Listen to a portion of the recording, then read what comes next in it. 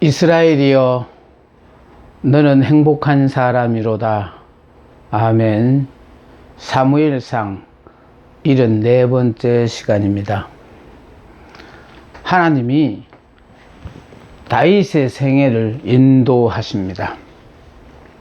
그러니까 하나님께서 다윗을 향하신 하나님의 계획이 계시기 때문에 다윗의 삶에 대해서 하나님이 일일이 간섭하시고 인도하고 계시다는 것입니다.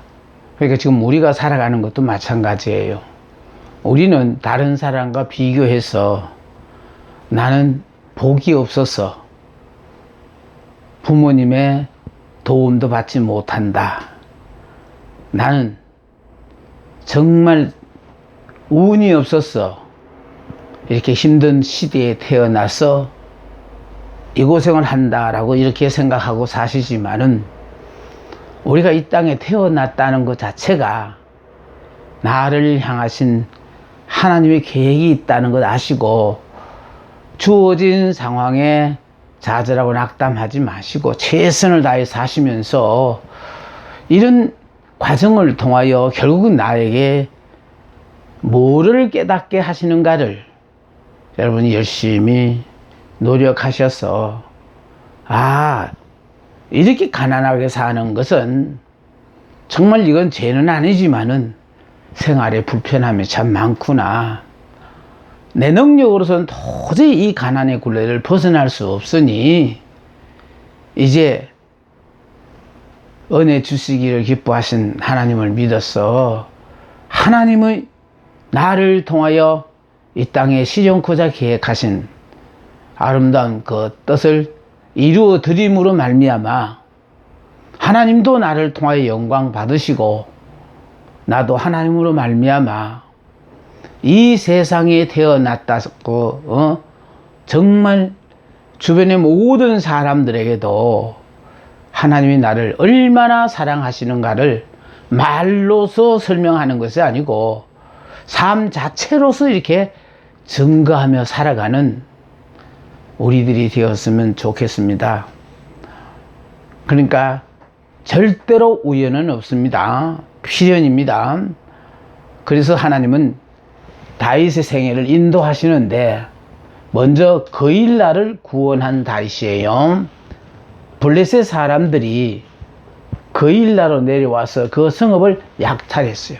그러니까 그일라가 사람들에게 블레셋 사람들이 그일라에 내려와서 그 성읍을 약탈했다는 소식이 다윗에게 전달되어졌어요.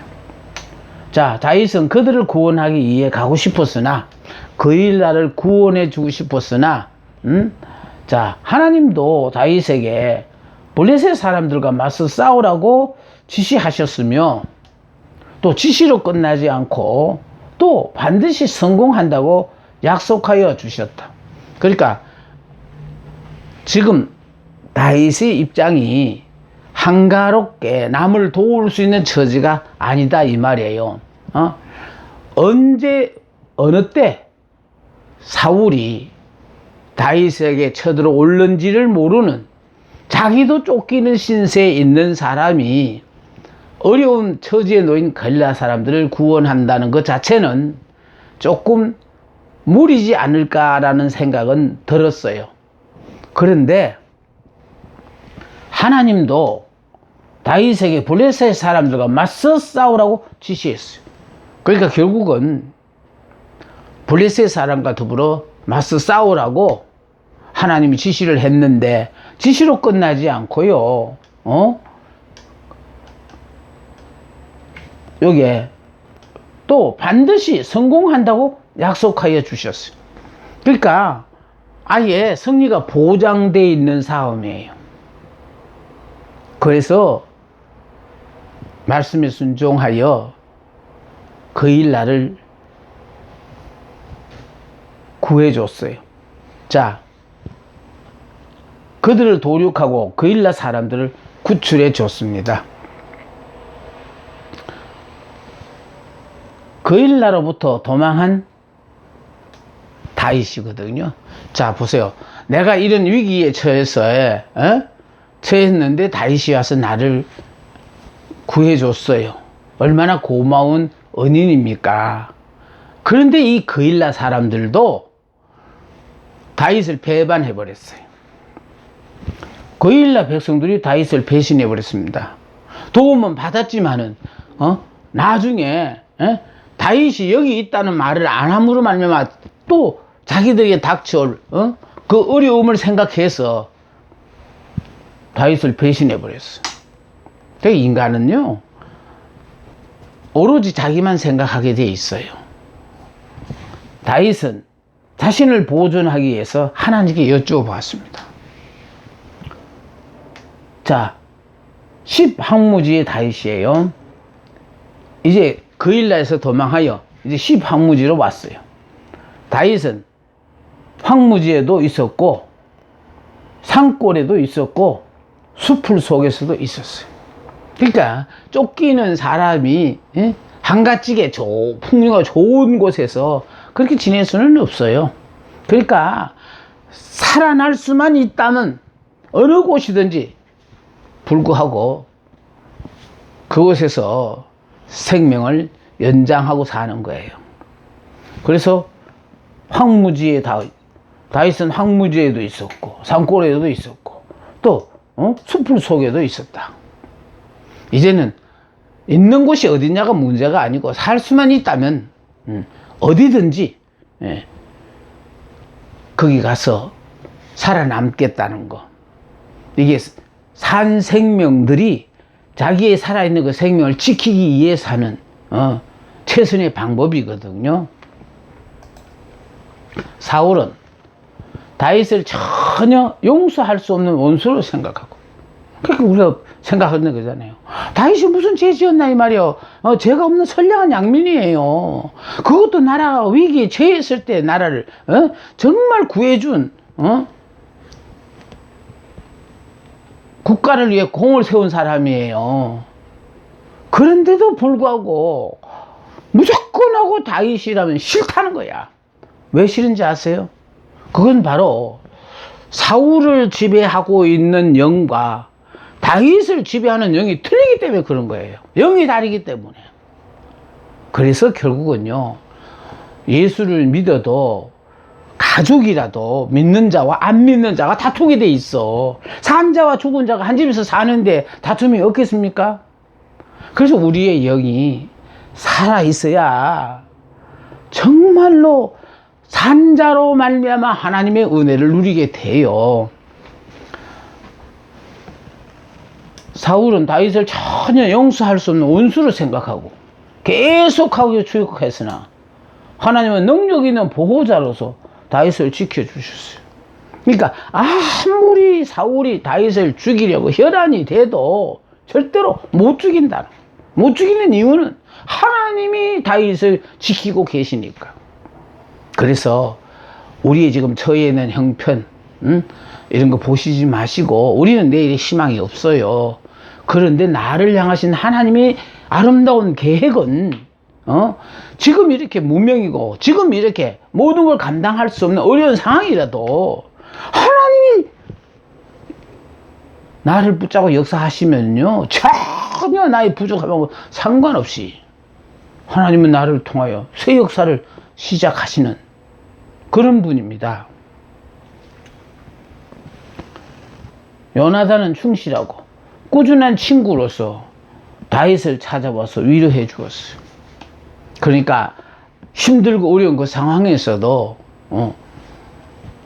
나에게 도움을 줄 친구를 하나님이 다윗에게는 요나단을 허락하셨다라는 거예요. 자, 10황무지로 다윗을 추격한 사울. 다윗이 10황무지에 있다는 소문을 듣고 다윗이 추격해 왔어요. 사울이 다윗을 추격해 왔어요. 10사람들이 다윗의 거처를 사울에게 밀고 했어요. 이 보십시오.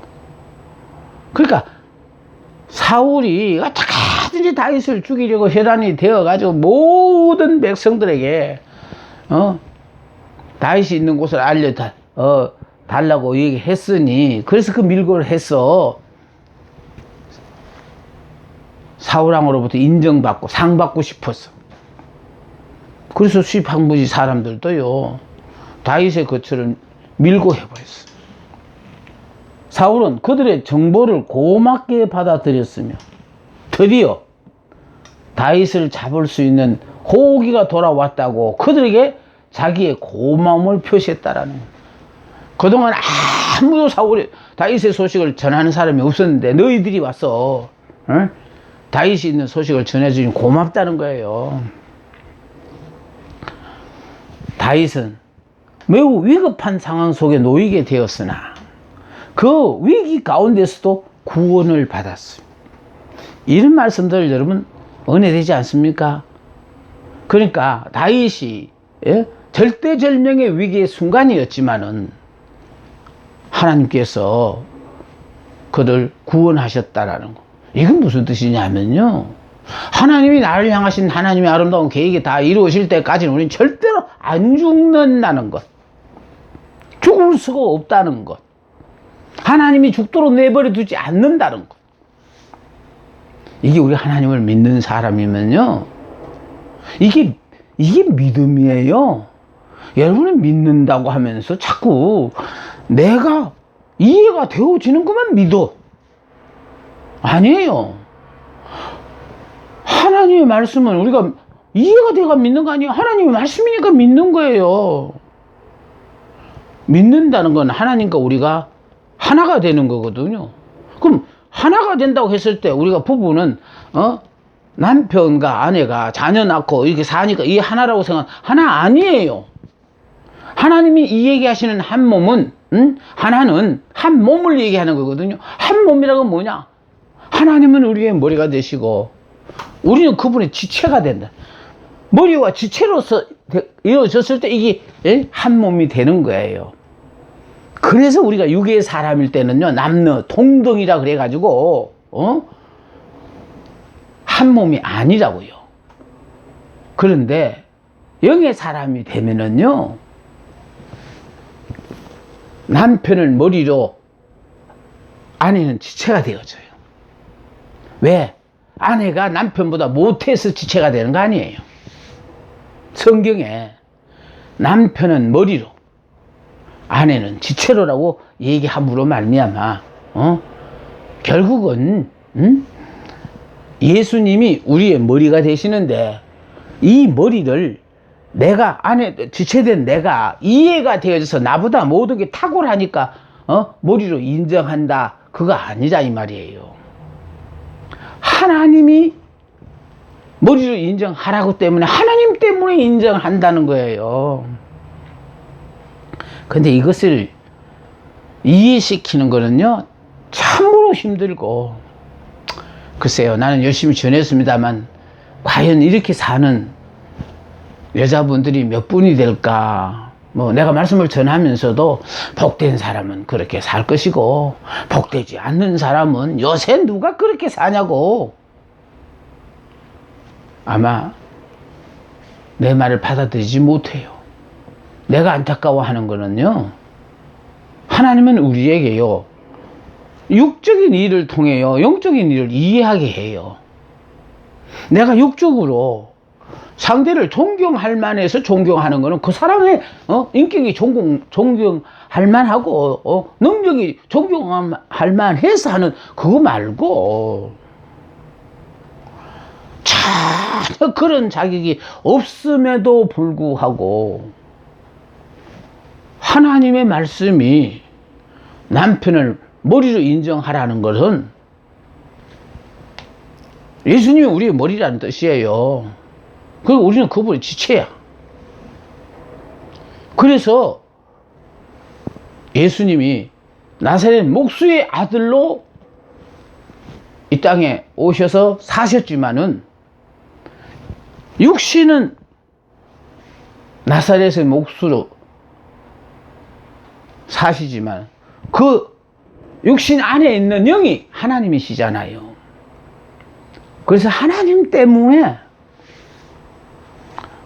우리는 남편을 머리로 인정하면서 살면은요, 하나님이 그 가정의 평안을 책임져 주시죠.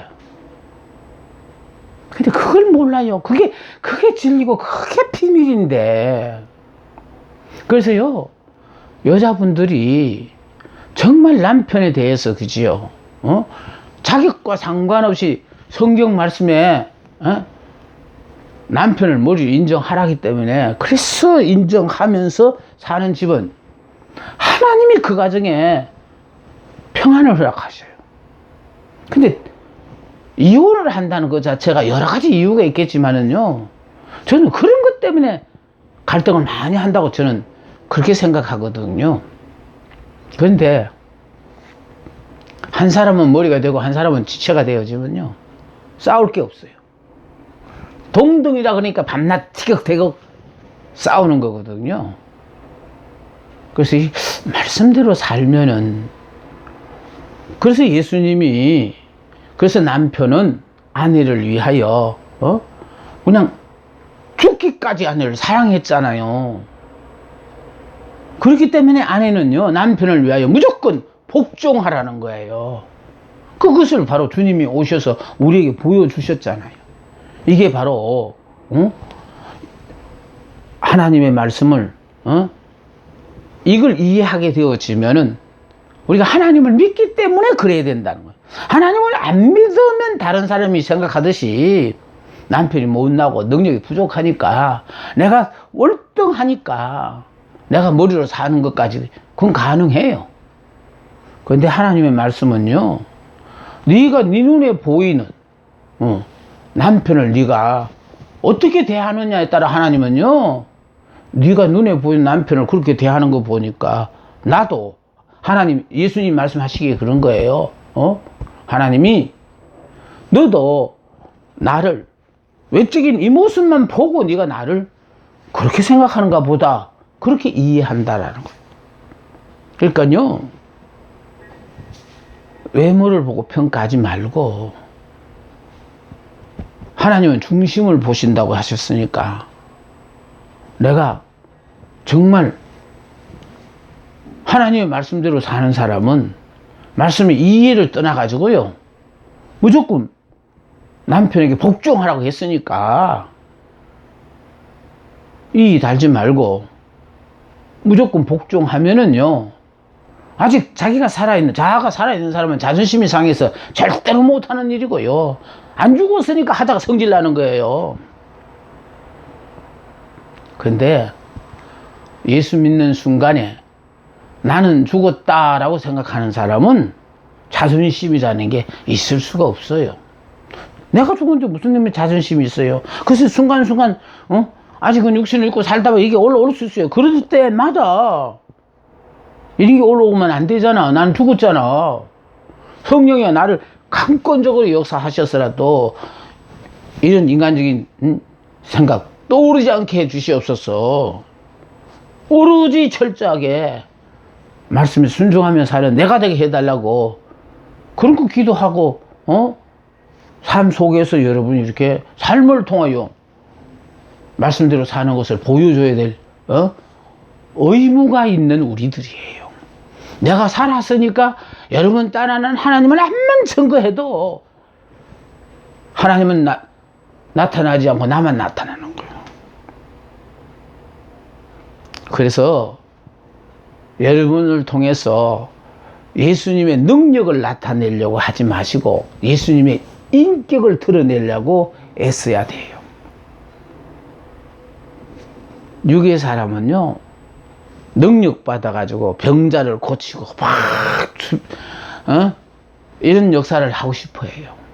근데 문제는요, 그런 역사는 나타내도 그 사람의 인격이 안 변해서 도무지 존경할 가치가 없는 사람으로 사는 사람이 너무너무 많아요. 그리고 은혜를 받으면 받을수록요, 교만하고 잘났다고 올라가지 않아요. 자꾸 자기 부족함을 알기 때문에 내려가요. 겸손해져요.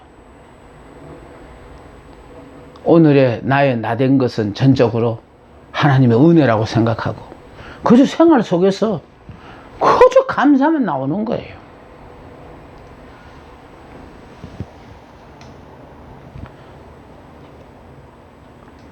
다윗은 매우 위급한 상황 속에 놓이게 되었으나 그 위기 가운데서 구원을 받았어요.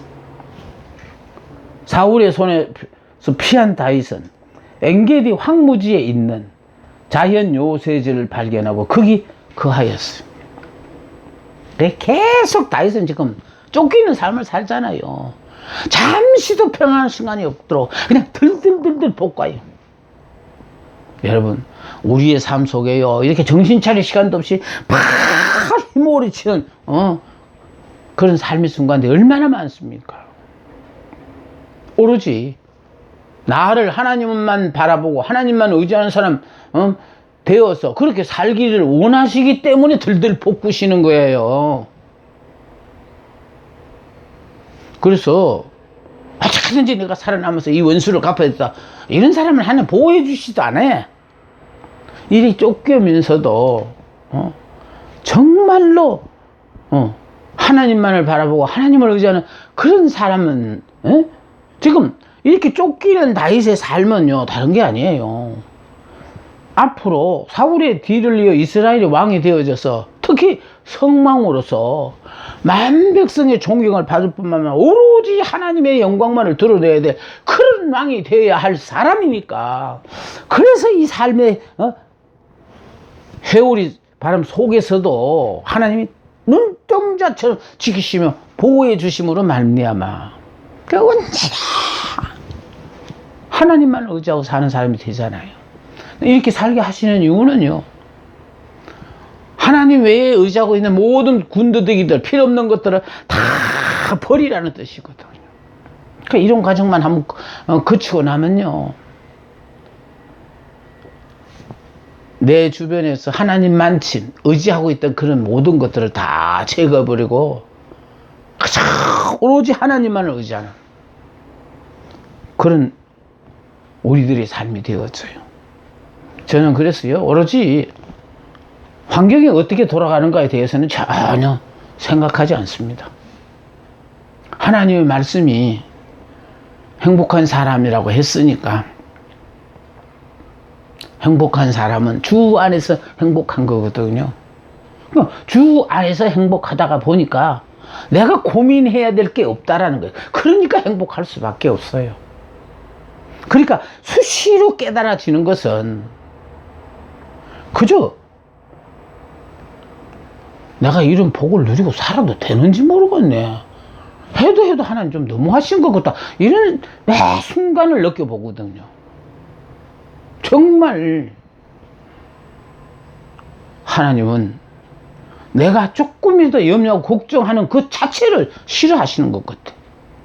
넌 아무 걱정도 하지 말고 주어진 그 일에 네 나름대로 최선을 다하라. 아마 그러시는 것 같아요.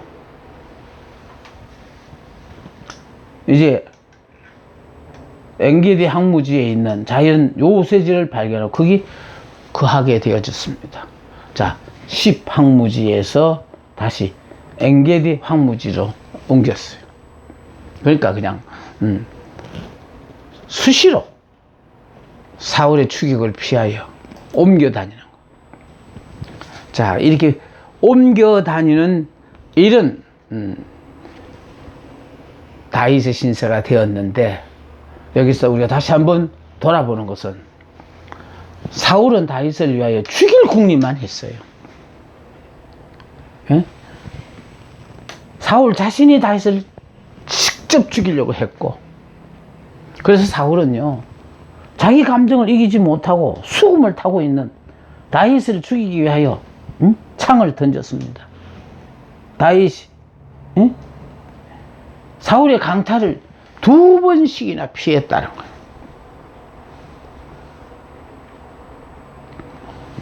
뿐만 아니라 자기의 악함을 드러내기 위해서 강등을 시켰어요. 사울은 다윗을 두려워한 나머지 어떻게 하면은 다윗에게 해를 끼칠 수 있을 것인가를 궁리하였어요. 그러니까 나에게 해 끼치려고 작정하고 있는 사람들을 피할 길 없어요. 그들은 늘 그 생각만 하니까.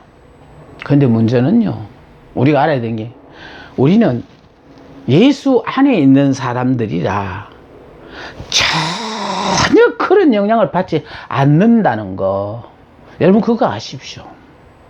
아니, 이스라엘 백성이 애굽에서 나올 때도 홍해바다를 그 기적으로 건너가게 하신 것은요, 그러니까 그런 물 속에 들어가도 하나님은요 우리를 보호하시고, 또 사드락과 메삭과 아벳노가 풍물 가운데 들어갔는데도 머리털 하나도 거스르지 않도록 하나님께서 그들을 지키시고, 또 다니엘이 사자굴 속에 들어갔을 때도요 하나님께서 사자들의 입을 다 막으셔서 다니엘을 지키셨잖아요. 그 하나님이 우리를 보호하시는 사람은 염려 걱정 하나도 없어요. 어떤 상황에 놓이든 간에. 그래서 불 속에 들어가든지 물 속에 들어가든지 하나님 안에서 들어가다 보니까 걱정할 게 하나도 없는데, 여러분들은요 그리스도 안에서 들어가는 게 아니니까 걱정을 태산같이 하는 거예요. 들어가면 죽는다고. 그래서 여러분 평상시 내가 그리스도 안에서 살고 있는 이스라엘이라도 생각하시면은 내 삶을 통해 수시로 이스라엘은 행복한 사람이로다. 아, 나는 예수 바깥에 있는 사람이 아니라 예수 안에 있는 사람이구나. 언제나요, 예수 안에 있는 사람은요, 어떤 어려운 상황에 놓이더라도 예수 안에서 그 상황에 들어가니까. 그래서 그냥 전혀 광풍이 몰아치든 뭐 어떤 상황이 되든 예수 안에서는 전혀 영향을 받지 않는다는 것. 그래서 블레셋 사람의 손으로 다윗을 죽이려고 음모하여 다윗으로 하여금 자기를 떠나게 하고 천부장으로 강등시켰어요. 자신이 또 은밀하게 다윗을 죽이려고 했어요. 블레셋과의 모든 싸움을 도맡아 싸우게, 그렇게 싸워서 전공을 세우라고 보낸 거 아니에요. 그들과 싸우다 죽으라고 내보낸 거예요. 죽으라고 내보냈는데 보내기만 하면 죽지도 않고 공을 세워가 돌아오니 기쁘지가 않고, 저 다윗을 내가 어떻게 처치를 해야 되냐. 사울의 고민은 점점 더 쌓여가는 거예요. 다윗은 이 기회를 이용하여 백성들의 환심을 샀어요. 그러니까 오죽하니까 승리하고 돌아오니까 예루살렘의 여인들이 사울이 죽은 자는 천천히요, 다윗이 죽인 자는 만만이라고 다윗을 이렇게 더 인정하게 되어지니까 정말 사울의 입장에는 도저히 그 소리가 듣기 싫단 말이에요. 그러니까 더욱더 다윗을 죽이려고 맘먹는 겁니다. 그래서 죽으라고 전쟁터에 내보내니까 반대로 살아서 돌아오니까 드디어 사울은 다윗을 자기 사위로 삼겠다고 해놓고 정작 시기가 이르자 그 약속을 깨고 자기 딸 메랍을 몰라 사람 아드리엘의 아내를 주었어요. 정말 약오르는 일이죠. 자, 이제 그걸로 끝나지 않고 신하들을 통하여 은밀히 죽이려고 했어요. 자, 큰딸 메랍을 시집 보낸 후 사울은 작을딸 미갈이 다윗을 사랑하는 것을 알고 다윗에게 미갈과의 결혼을 조건으로 블레셋 사람 100명을 죽이고 그 양피를 배워오라고 하였다. 이렇게 하면 이런 일로 인하여 다윗이 블레셋 사람들로부터 큰 분노의 대상이 되도록 하면 물론이요, 블레셋 사람들의 손으로 죽이기 위함이야. 그러니까 자기 손으로 죽이는 게 아니고 블레셋 사람들과 싸우게 함으로 말미암아, 그러니까 블레셋 사람의 분노를 사서 다윗이 죽기를 바래서 내가 보내는데 그냥 이래서 내가 보내기만 하면은 정말 사울의 기대하고는 전혀 반대로 이겨서 정말 백성들의 인기만 더 점점 얻어가는 걸 볼 때 사울의 마음이 얼마나 더 괴로웠을까요? 그러나 다윗은 블레셋 사람 200명을 죽이고 양피 200개를 베어와서 당당히 사울의 사위가 되었어. 어떻게든지 자기하고 멀리 떨어지기를 원하는데 점점 더 가까이 왔어요. 그래서요, 문제는 내가 아무리 멀리 보내고 싶어도 하나님께서 함께하는 사람들은요, 예, 하나님이 지켜주시니까, 그러니까 인간의 곤모술수는 절대로 통하지 않는다는 거.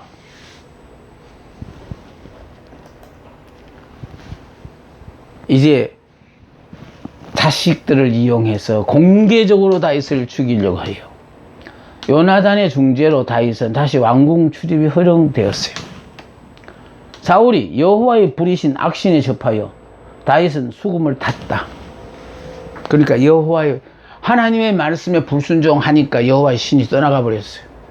그러면 여호와의 신이 떠나감으로 말미암아 여호와가 부리는 악신이 사울을 사로잡는다는 거예요. 그러니까 악신에 접하여 다윗은 수금을 탔다. 그러니까 그 악신을 쫓아내는데 수금 타는 게 필요하니까, 그래서 다윗을 불러서 궁중에서 수금을 타게 했다라. 그때 사울은 아무 연고 없이 또다시 다윗을 향해 단창을 던졌고, 다윗은 그 밤에 왕궁을 떠나 피했다라는 거. 그러니까 이런 행동들을 보니까 왕은 절대로 자기를 좋아하지 않는다는 걸 알았어요. 잘못하다가는 왕에 의하여 내가 죽겠다라는 걸 깨닫고 왕궁을 떠나 피했어요. 사울은 다윗을 죽이려고 다윗의 집으로 은밀히 군대를 보냈으나 사울의 딸 미갈의 도움으로 다윗이 자기 집에서의 탈출에 성공했다라는 거예요. 그러니까 딸을 이용해 가지고 다윗을 죽이려고 했는데, 딸도 진정으로 다윗을 사랑하다가 보니까 다윗이 무사히 자기 집을 탈출할 수 있도록 도와줬다라는 거예요. 그러니까 나를 도와줄 사람이 도와주리라고 믿었지만은 오히려 정말 하나님을 사랑하는 자를 도와서 탈출하게 하셨다. 왜? 다윗이 지금 죽을 때가 아니라는 거예요. 다윗은 앞으로 이스라엘의 왕이 되고 왕의 자리에 앉아서 만 백성들을 다스려야 될 그런 사람이니까. 근데 오로지 왕으로서의 그 권자를 이용해서 자기가 믿는 하나님을 온 백성들에게 다 믿게끔 하고 그 은혜를 누리게